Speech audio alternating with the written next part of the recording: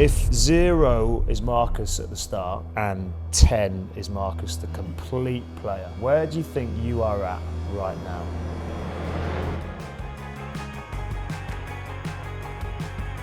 Hello and welcome to Hits Different. This is a special episode. We've only gone and got England's golden boy, the goose-stepping king, my partner in crime. Marcus Smith's joining us, everybody. Look at him. What a guest. What a guest. They're getting bigger and bigger, aren't they? We got through to his agents and we rolled him out, and here he is. And you look glorious, mate. Cheers, mate. No, I'm feeling good. Obviously, a good win on the weekend. Yeah. I had a good little party last night, and yeah. Yeah, Maro Toje's 30th party, wasn't it? Yeah, it was. Yeah, so all the Sarries boys were there. There's only a couple of us Quins boys, so it was nice to be able to walk in there with a smile on my face. Good on you, big guy. I actually didn't get an invite. And after the game, Maz was like, "Peace, nice to see you." I was like, "Yeah, nice to see you too, Maro. Enjoy your party tonight." Did he give you that last minute one? Did he give you that last? It was almost like he was gonna. I think he was going to. I think he wanted to, and then he didn't. At least you've got plans now, haven't you? Yeah. It was a little bit awkward, but no, I hope you had a great time. Smithy, we start every episode with Hits Different with our guest, asking them who is your GOAT, sportsman or woman. I'm going to ask you for two because you're a special guy in rugby and in general sport. So for me in rugby, probably has to be Johnny Wilkinson. I think when I was younger, he was one of the main reasons why I wanted to pick up a rugby ball. What he did for English rugby in 2003. Yeah, he almost achieved everything in the game, and I guess now that I'm able to work with him day in, day out, it's a pinch myself moment every single time.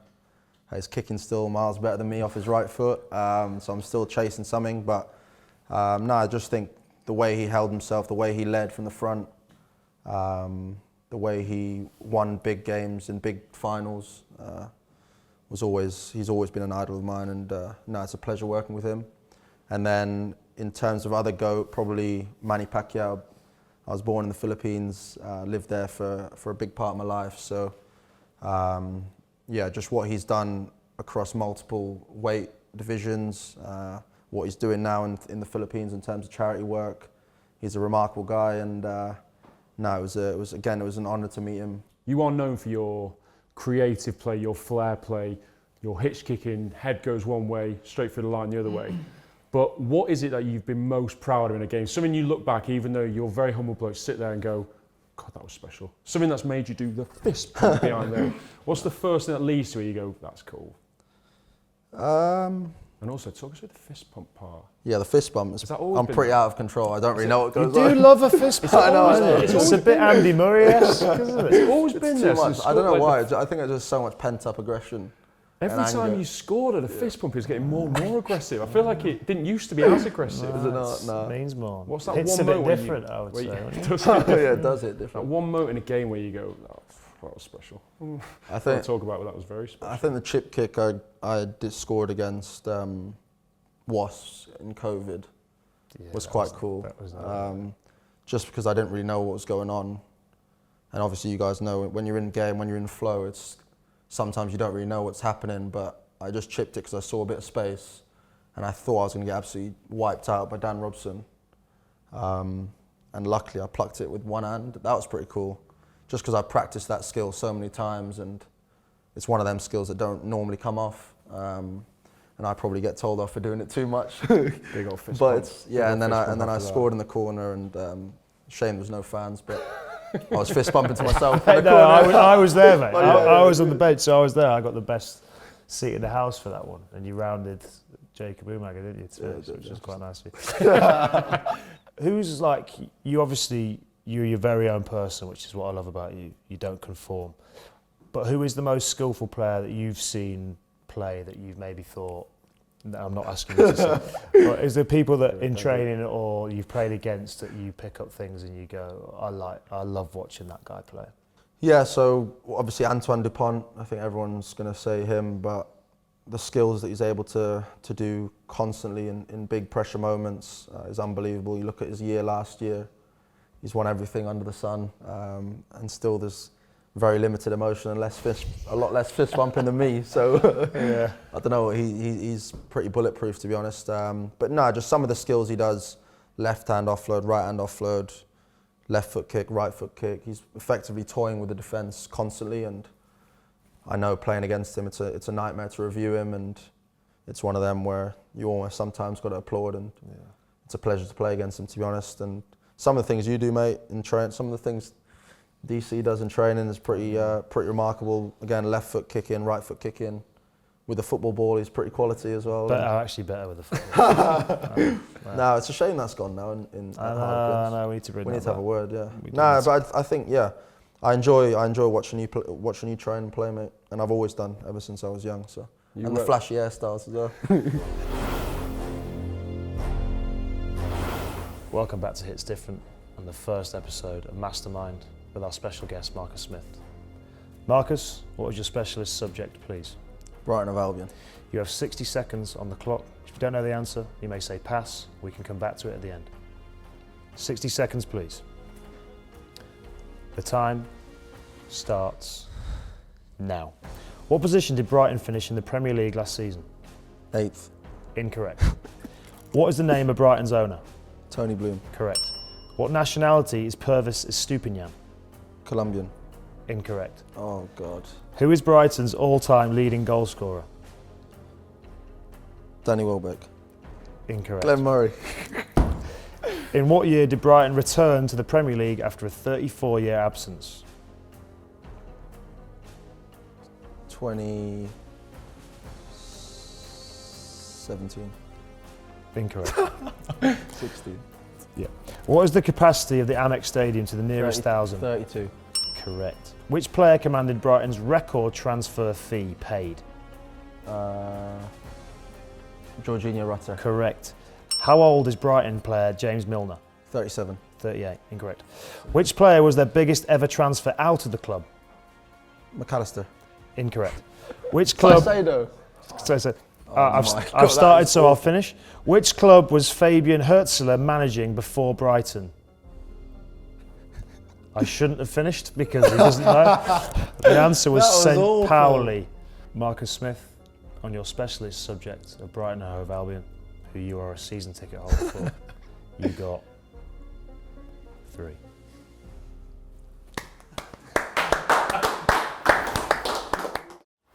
You were brought into the England squad when you were still at school, weren't you? Can you just take everyone back to those days of obviously England coming down to Brighton College to train where you went to school?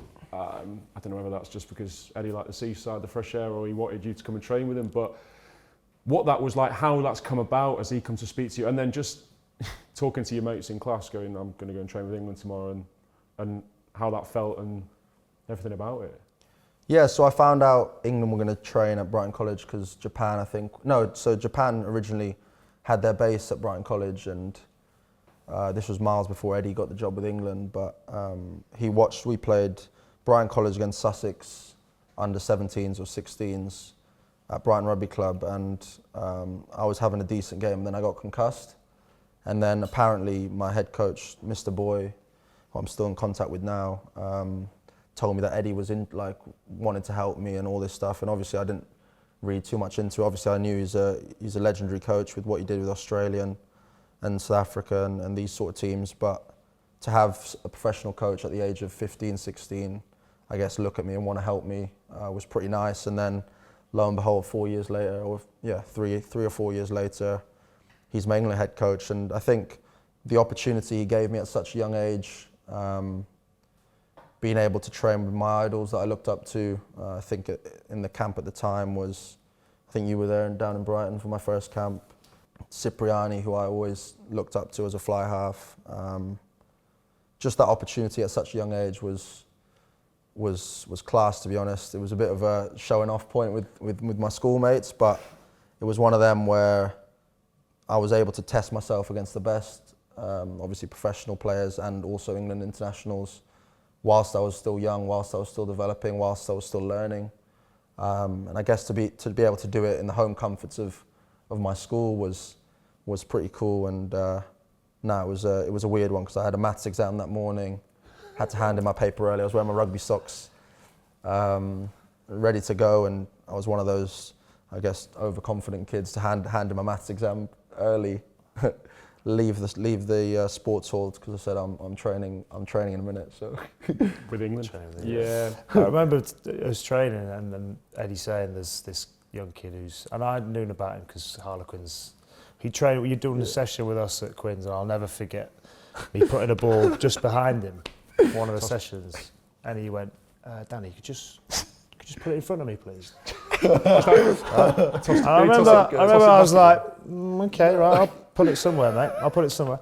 And then I thought, you know what, I'll put it in front of him, see what happens. Put the ball in front of him, he glided onto the ball, I think he did a dummy switch, went straight through some of our defenders, and I was like, okay, from that day, I'm just going to put the ball in front of this lad because he knows what he's doing. And then that day at Brighton College, where he trained with England, mate, and he's a 17-year-old kid just handing in an exam.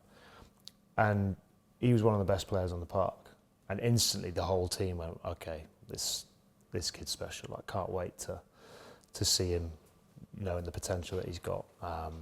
And I'm very biased because I've known him for 6-7 years now, but the head that he's got on his shoulders and that he always wants to get better, and he's still so putting the team first in front of everything. So proud of the player he is, and he's only going to get better. Talking of that, Marcus, if 0 is Marcus at the start and 10 is Marcus the complete player, like you've done everything you can do in the game, where do you think you are at right now? It's not a trick question. 5.5. 5.5. Not a bad 5.5. God help defences. Yeah. 4.5 to go. Yeah. What is it like? And then what is it that you still think? And this is hopefully a great lesson to any kids watching here. That what is it that you're still striving to get better at? I want to improve in all facets of my game. I think I've taken massive strides from when I first played that game at Twickenham.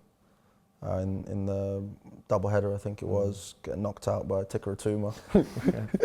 Welcome to men's rugby. You got banged by Irish as well. Yeah. Tough day. So I think I want to improve on everything. So in terms of my attack,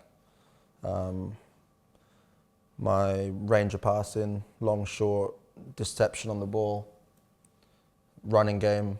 I think I can get faster. I think I can get stronger. Again, being able to disguise so that people don't always know what I'm doing. Defence, I want to make it a strength of mine. I think it's improved a lot, again, over the last couple of years, thanks to some brilliant coaches who I've been able to work with. Got my first cauliflower ear yesterday, which is a little medal, yeah. Kicking game, I want to be able to manage games more effectively. Again, I feel I've improved on that, but I still feel there's more growth in my game there. Yeah, to be honest, everything. And then off the field, leadership-wise, I want to keep working on that. Sometimes I guess I get too angry and too aggressive, which I'm working on. My mum always tells me about that. So mate, she says I'm not going to have any friends. Roy Keane didn't have many friends, mate. That's true. He's a legend, though. Yeah. Did it right, didn't he? Eddie held you back a little bit, and I think he knew what he was doing all along, didn't he? He knew what he was doing. Didn't want to release you too early. And we were on the bench together against Tonga. I only found out I was playing the day before. And he goes to me, he's like, as his way of like nurturing me, 33-year-old, to go off the first time, and he goes, you and Marcus are going to go on together about 50 minutes. That's the plan for the game. He went, and you can just relax because nobody's going to be bothered that you're going on. Did he say that? Did he say that? All eyes are on Marcus. Nobody's going to be bothered by you going on. Thanks very much. No, you're right. Yeah. Cheers, I feel class. That makes perfect sense. Perfect sense. That's amazing. And it worked. No. I think Eddie was always good with me. Again, he was very hard on me growing up. But I think he always had a plan, and again, I was grateful for the period where I felt he backed me fully. He gave me a good, I guess, path to test match rugby, and we had some tough results, but he always stood by me, and a lot of respect and gratitude for him. This, Marcus, this is debatable. Explain to Marcus why it's called debatable, please. Marcus, so basically this is a table and we're going to have a debate. Lovely. Marcus Smith is as good at fullback as he is at fly half. As good at fullback as he is at fly half. Sitting on the fence, encouraged or not? Unacceptable. You can sit wherever you No want. splinters in this game. It's right on the fence. Right on the fence. Okay. You agree that he's as good a fullback as he is fly half. My hand's not off the cup. And you clearly think you're brilliant at both. He did not know. Okay, I'm going to go there. You said it. No, I'm saying. This is a very humble move from Marcus. That's very humble. Very humble. You're playing that down. Dees, I'll come to you. You explain your answer. I think this boy is world class at both 10 and 15. I think he can play fullback. He could play 12. I'd like to see him in a 13 shirt. I've told him this before. But I want to see him with the ball in hand as much as possible. That's why I prefer to see him in a 10 shirt, because you want to get your best player the ball as many times as you can. But when he has played fullback, unfortunately he's suffering from his own success. He's too good at rugby. So he plays fullback, he still plays brilliantly. So what I love about him is the versatility, but I think he's a 10. You don't need to comment if you don't want to. Nah, I enjoy playing both, but I prefer playing fly half. Yeah. I think we can agree. He's good at both.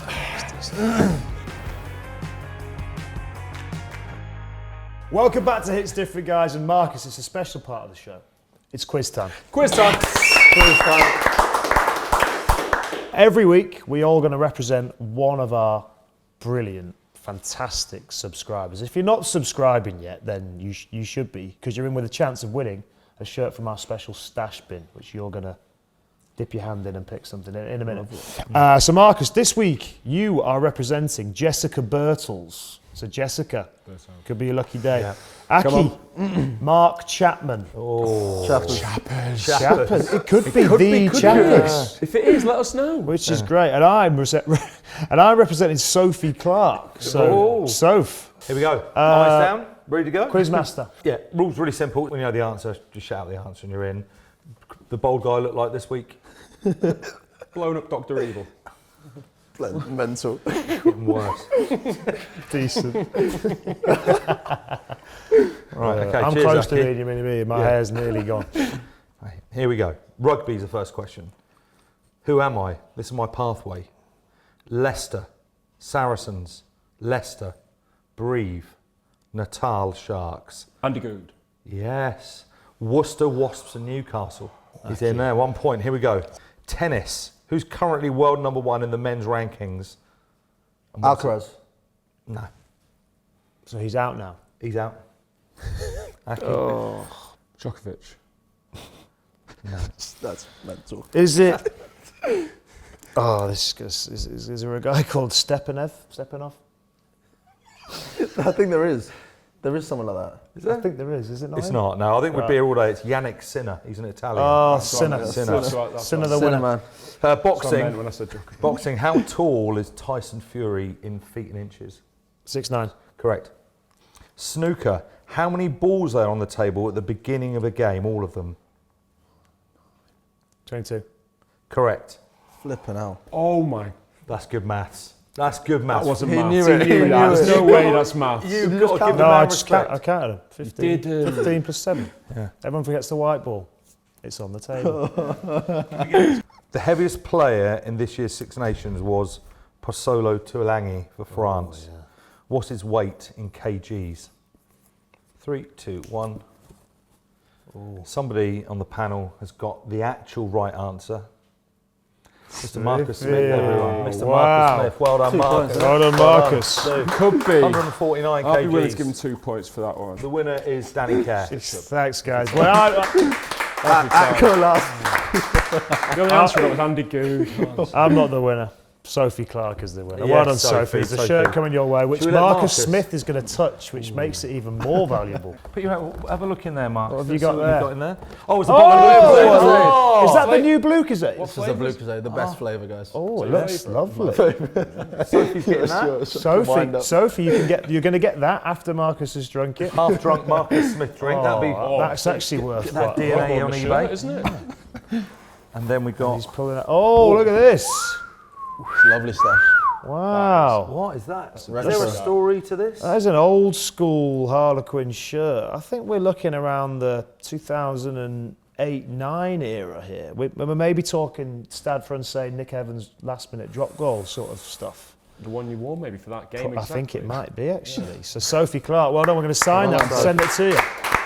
Well done, Soph. Unfortunately, that is it for this week. Massive thank you to Marcus Smith for giving up his time. He's a busy man. He's high in demand, and we got him, and he looks glorious. So thank you, Marcus. Please keep liking, keep subscribing, keep sharing, keep enjoying, and we'll see you next time on Hits Different.